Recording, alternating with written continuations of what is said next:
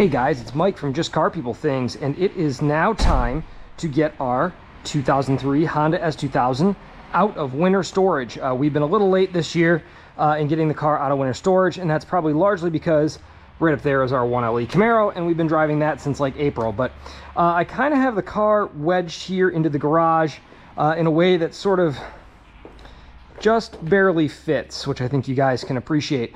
And I'm gonna take a few minutes here. I'm actually gonna push it, basically roll it back and get it out of the garage here. I actually don't do that while the car is under power. I usually just roll it. There's way less, much more margin for error when your car is under power and you're using the clutch and everything else. There's always the risk that something dumb happens and you hit your other car, so you want to avoid that.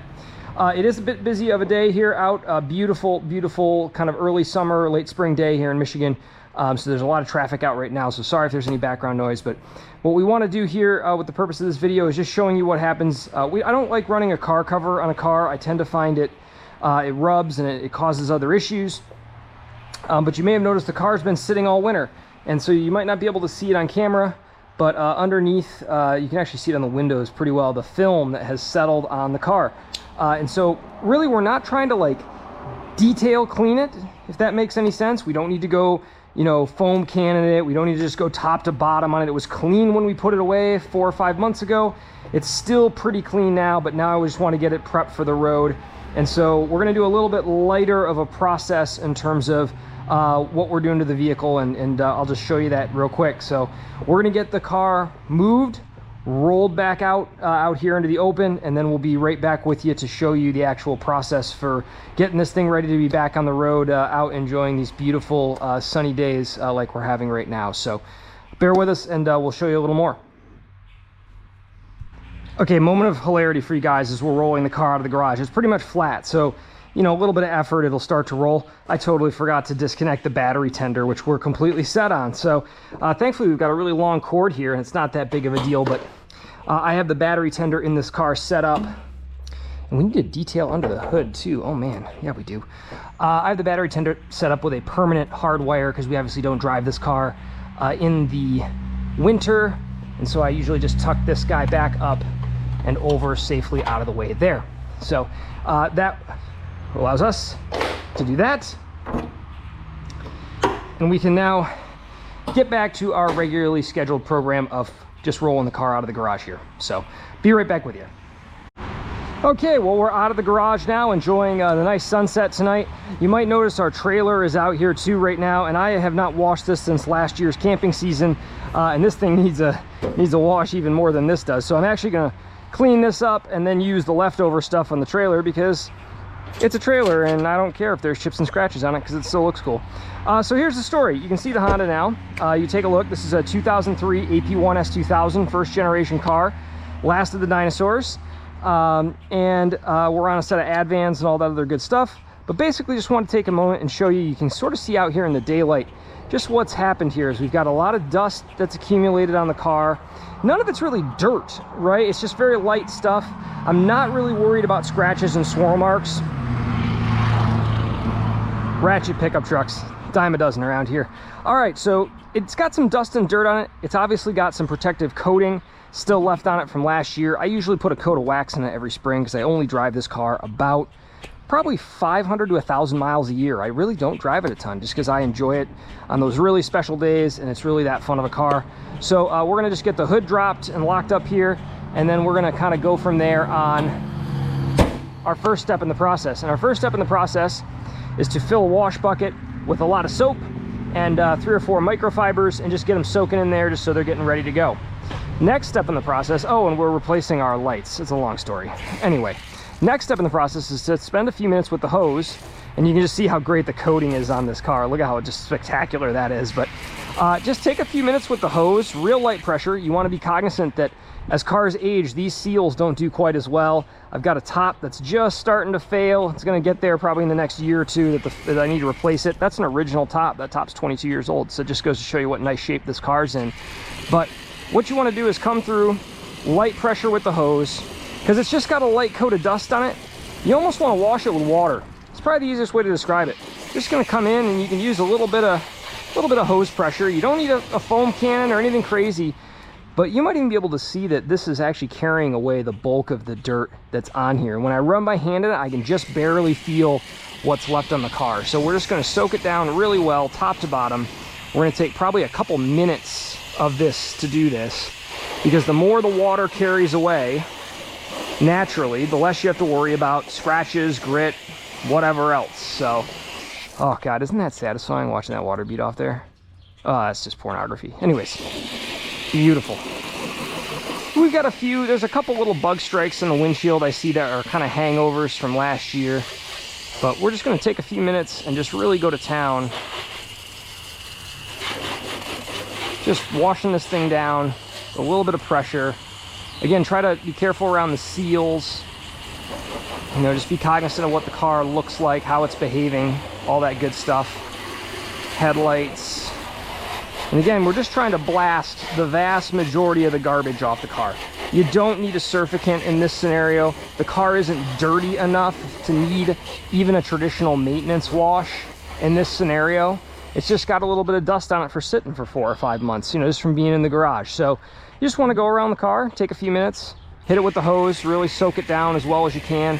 I like to really get the top up on top here, because you know, the good top products tend to make this almost a little tacky sometimes for stuff like 303. It doesn't leave a film, but it's kind of gonna be stickier than your paint is for stuff getting on it. But you could see now, I could probably actually take a towel, a clean towel. In fact, that's kind of an interesting idea. I want to see just how clean we just got the car. So we'll head over here to our detailing closet here. Just grab a nice clean microfiber. And I'm just curious, you know, we got a little, let's dampen it down maybe just a tiny little bit. Just get a little wet, just so you got a little lubricity. This is perfectly clean. And let's just take a look. No pressure at all. And you can just barely see there's a little bit of dirt left on the car, just right there. If you're kind of looking at it, this is the dust and grit that's left over after spraying it. You can do it on the windshield. You're not going to scratch your windshield probably. And you can just see there's just a little bit of dirt and grit left on that. So that's now where we're going to jump to. You don't need a foam can in this. That's going to be just total overkill. It's going to be a waste of your time. Take one of these guys, come through, and just, you know, work it top to bottom. Work all your upright surfaces with a nice, fresh, clean microfiber, a lot of soap,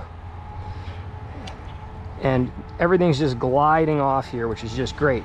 The great thing about an S2000 is it's such a small car, you don't need to, it washes very quick. You know, I detail the Camaro and I think, God, this thing's taking forever to get clean. And then you realize it's because the Camaro is the size of our GX. The Camaro is actually only about 4 inches shorter than our GX 460. It's a big car.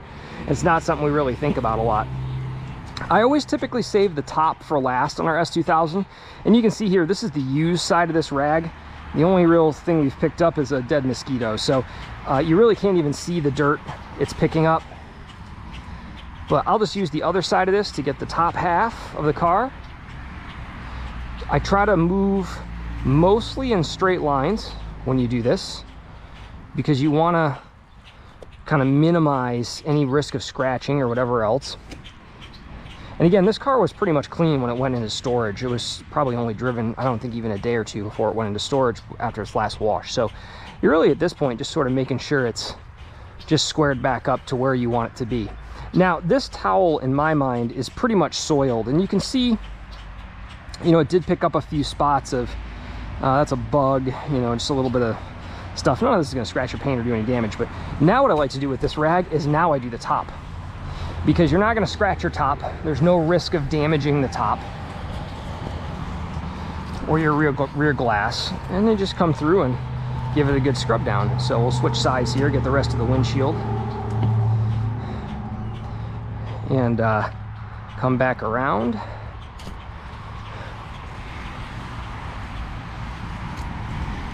All right, so this guy's pretty much spent. Now you can almost see, maybe if I turn to the light, how this is looking a little bit grayer than this guy is.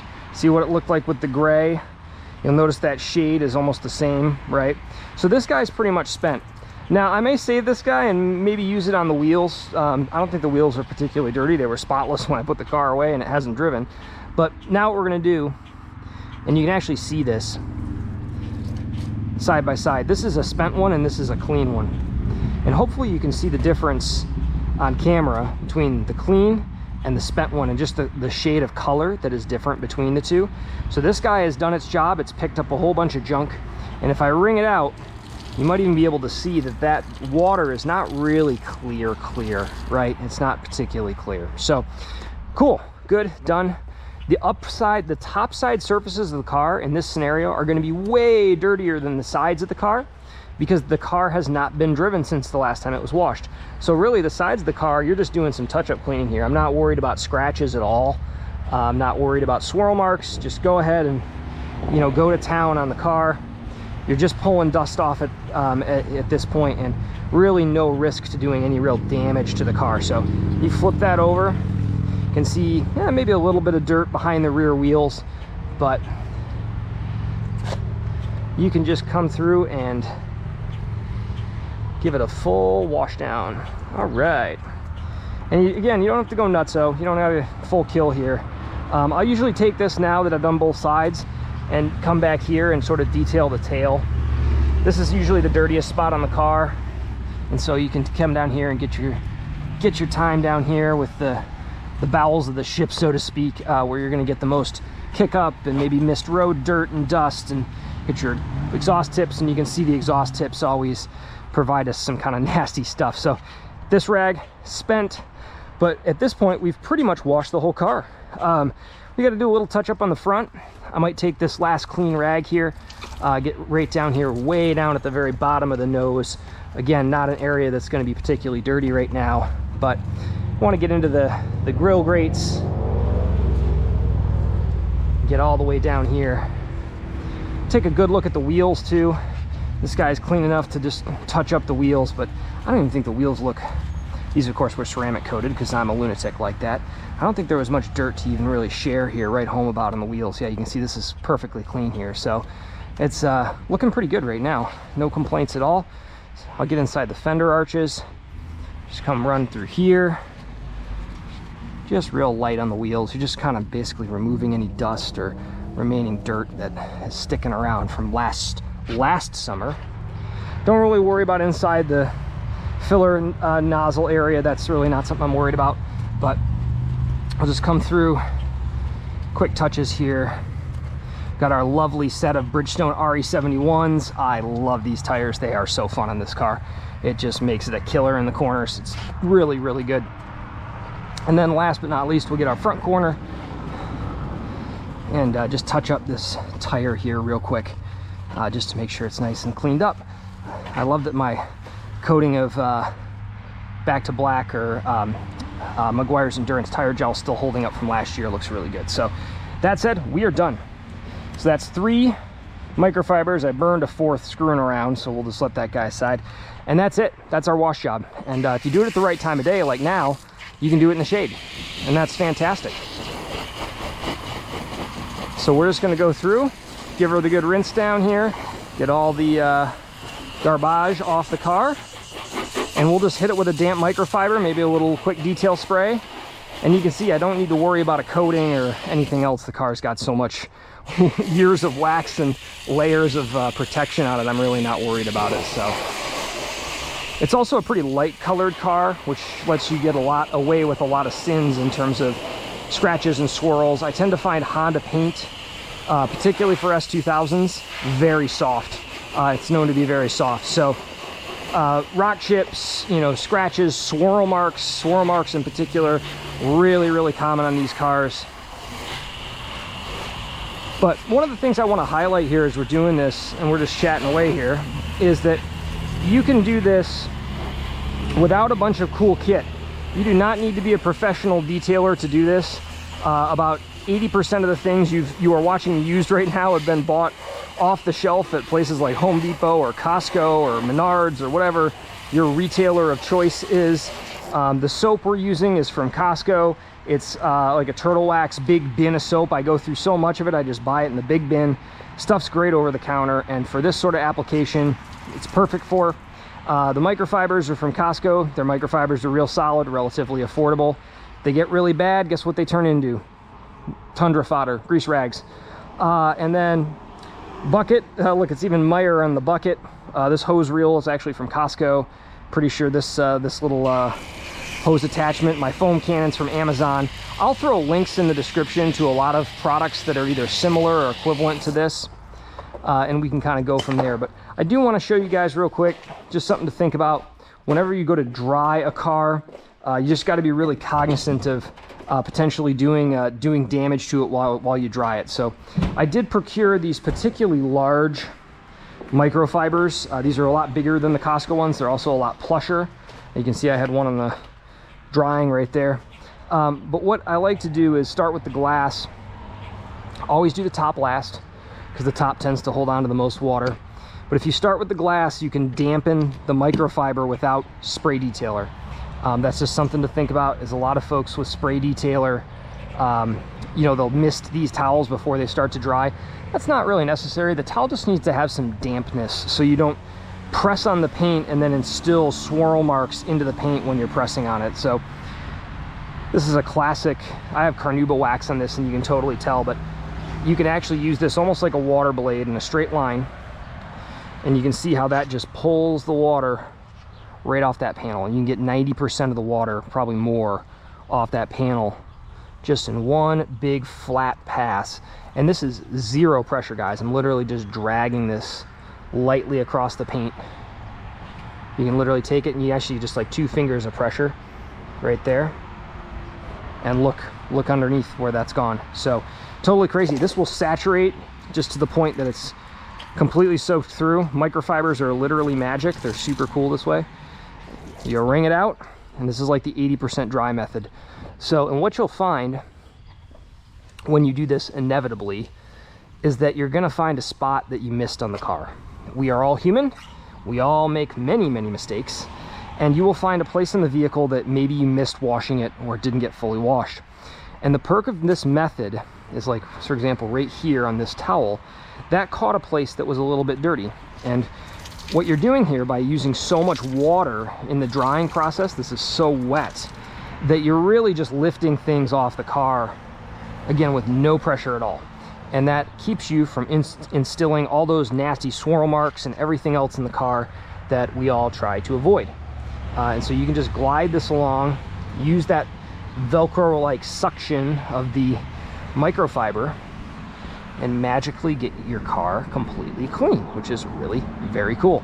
So we are probably like 80% dry right now. You can actually look at the car and see, you know, I've got the bottom half of the car. I always drive from the top down, and then you do the actual top last, because there's just so much water that hangs onto this.